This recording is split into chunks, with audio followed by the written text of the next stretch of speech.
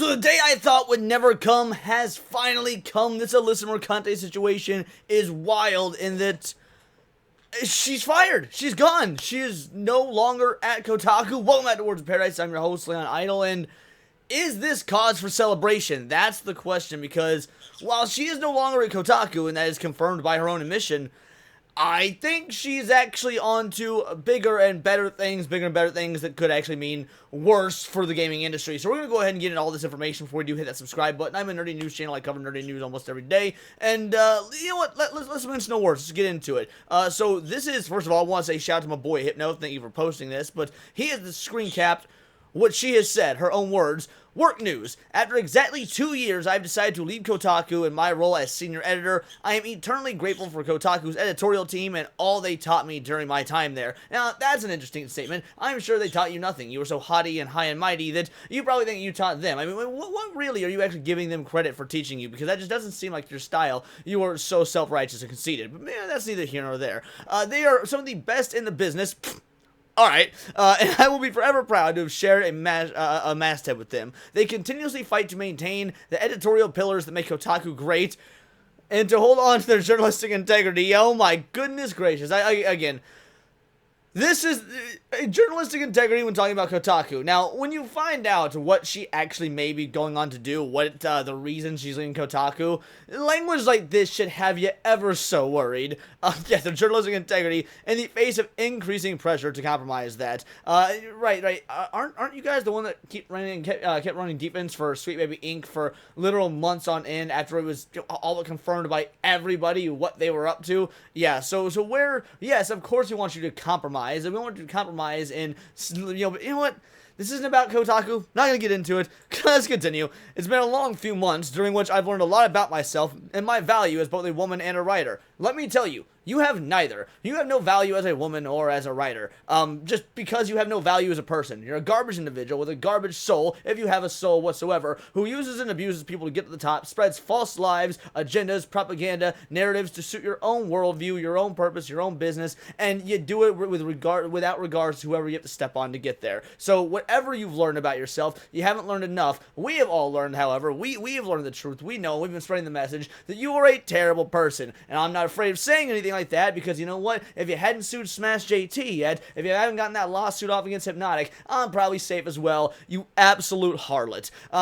I have some things coming down the pike, so keep your eyes peeled. Now, what does she have down the pike? Well, that's interesting. Well, here's Hypnos Theory, and he might be onto something, but I also have a few theories of my own.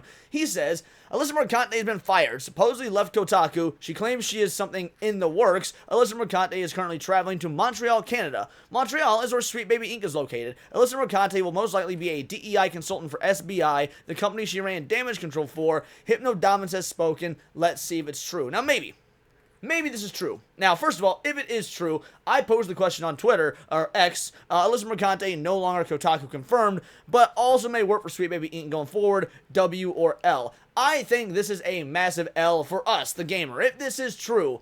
Look, being at Kotaku, she wasn't really doing anything. No one's ever taken Kotaku seriously. It did not actually hurt the gaming industry. I mean, it hurt credibility. It hurt individuals who actually believed in gaming, but her input was really... It was just a joke. Most Kotaku writers are jokes. There's a reason that there was that one convention that, you know, had that banner that gave directions, and at the bottom it gave directions to Kotaku's journalistic integrity, and it said, like, not found, or whatever, you know, error 404, not found. Like, even in the nerd community as a whole, Kotaku has been a joke for years. Now, are there normies out there that listen to them that think there's some sort of actual, you know, relevant gaming spend? Yeah, maybe. Or worst case than that, they get money. There's investors, they're advertisers, because basically they can fool these advertisers into thinking they make money with the clicks and the ad traffic they get.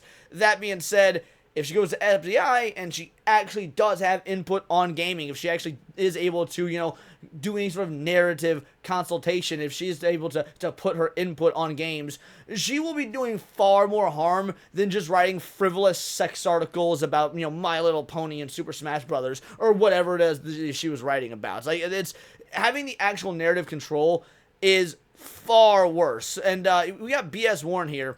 I disagree with this. He says it's an Omega level L, and he's talking about for her, mind you. With the decline of so many AAA game studios and the impending birth of a new government efficiency commission, which will almost certainly prevent American tax dollars from being shuffled around and blown on DEI grants, consulting firms like SBI are going to have a noticeable diminishing returns. False. I mean, there's actually a little bit of truth to this, but it's not really that simple. For one, a lot of these grants, sure, some came from America. A lot of them came from other countries as well. That's not going to happen with the government efficiency commission that's being done here in the U.S. You're still going to have other countries and other governments that are all on board the DEI train, all on board the ESG train, that are still going to be giving out these grants. They're still going to be having these games funded. The Dustborns aren't going to stop. They're still going to get funded. That being said, also you talk about the government efficiency commission. Let's say that happens. I mean, yes, Trump takes office January 20th, 2025, look, stuff like this usually takes several years to get rolling. That's why a one-term president never really has much of an impact, because you need the long term. So even with 2025 rolls around, they're able to start getting that government efficiency commission up and running. We're not going to be seeing the results of that till 2028, and that's assuming it's actually done well. Don't get me wrong, I like Elon, I trust Elon, but asking for the government to do things well, I mean, come on. Nobody should be that foolish. So even if it's done well, let's give it the hypothetical that it is, we're not going to see the results of that until 2027, 2028, which means the games that are only starting development in 2027, 2028 aren't going to have these sort of woke ESG, DEI-based elements, and games that aren't even starting development until 2027, 2028 aren't actually going to even be released till what, 2030, 2032? So we're quite literally looking at, from this perspective, from the government efficiency commission perspective, we won't actually see it really take effect on games until the 2030s, maybe late 2029 at the earliest. So no, I don't think this is an L, because, or at least it's a very, very long-term W on our side, and that's if you actually trust the government to get it done. But it's not just about that. So we got 8-Bit Eric here. Rumor has it Mercante might be headed to Sweet Baby Inc. or Compulsion Games. Now, this is another interesting one. Compulsion Games, also in Canada. She's got a working relationship with them, just like she does SBI. So, yeah, once again, now this would be far better than SBI. If she works at Compulsion Games, this is a singular studio. You know what? Go ahead. Work there. Have all the input you want on these certain games, the games that nobody's going to buy anyway. At least your input is going to be far more limited than if she was at SBI, where she has access to all these other multiple companies. I mean, SBI works with Activision and Blizzard and Square Enix and all Bethesda. Let's be real. Fine, go to Compulsion Games. I couldn't care less. I don't even know if I know any games by Compulsion Games. I'm gonna be real. At least not at the top of my dome, not at the top of the noggin. I don't, and I don't care. But it is interesting that she's got that, working relationship with, Booty Adams here, the positivity peddler, and if he could very probably get her a job. In fact, I don't even think she has to blow him to get a job, because I'm pretty sure he's gay. Here's the real kicker. If she thought that handling Twitter critics from her couch is rough, wait till she's officially part of one of the big corrupt club. She's dealing with 10 times the criticism. With her record on the line flops, watching her navigate that will be a gold mine of content. Now, here's where you're wrong, Eric. I love you to death, but here's where you're wrong. It's a Canadian company, right? She's going to a Canadian company, hypothetically.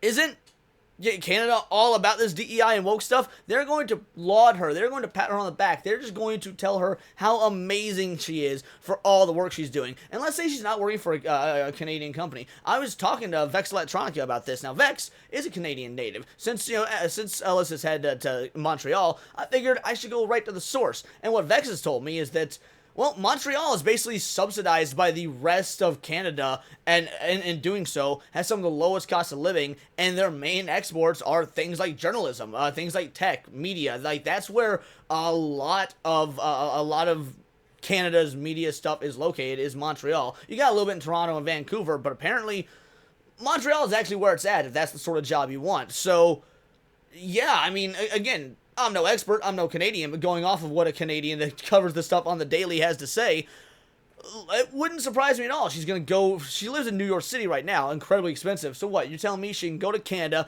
get a lower cost of living, and then be lauded for writing about all the woke stuff that she already writes about, working for some sort of Canadian outlet? That actually seems pretty plausible. I mean, again, I don't know what's going down, but point is, there's a lot of what's going down. There's a lot of speculation. There's a lot of information about what is going to happen with Alyssa Mercante. And at the end of the day, Kotaku's not going to change. It's not like without her, Kotaku's immediately going to be just a bastion of journalistic integrity that's worth using. It's not like we're still going to use them as a source to dunk on and make fun of when we make our videos about how we want, men in video games to actually be like men again. So this really is a non-issue in terms of her. In fact, it is a net loss for us, for actual gamers. I mean, don't get me wrong, I'm A-okay with the fact that it will probably be a long time before I ever have to speak about this bitch again. But aside from the content creation aspect of it, look, there's really no big change here. Kotaku's still garbage, and frankly, she's still staying in the gaming industry, we assume, or the media industry, we assume, and might actually have an even bigger impact now that she's out from under the boot of a failing website like Kotaku. I actually think this is cause for concern, and it would have been better for us, the gamers, if she had stayed with Kotaku. But those layoffs are incoming, and, well, she needed to get out from under it. That way she can claim that she left on her own accord, as opposed to being fired. But these are just my opinions. Let me know yours in the comments down below, or let me know on X, where you can find me at Bolt the Word. And please subscribe. I am a nerdy news channel. I cover nerdy news every day. Not always about what's going on with Alyssa Mercante or Gamergate, but anime, movies, music, Magic the Gathering, you name it. Check me out on Instagram at wordsofparadise_Leon, and become a member for $4.99 a month. You can join the Discord, choose the articles I go over on a day-to-day basis, choose the videos I react to on my Friday night live streams, and of course, get involved with over 140 other vital idols. We are a bright, beautiful, glowing, vibrant community that I cannot wait to grow even further, because we do care about diversity. But only one kind of diversity of thought. If that's interesting to you, join the Discord, hit subscribe, and until next time, it is all here in the Nerdosphere. This has been Words of Paradise.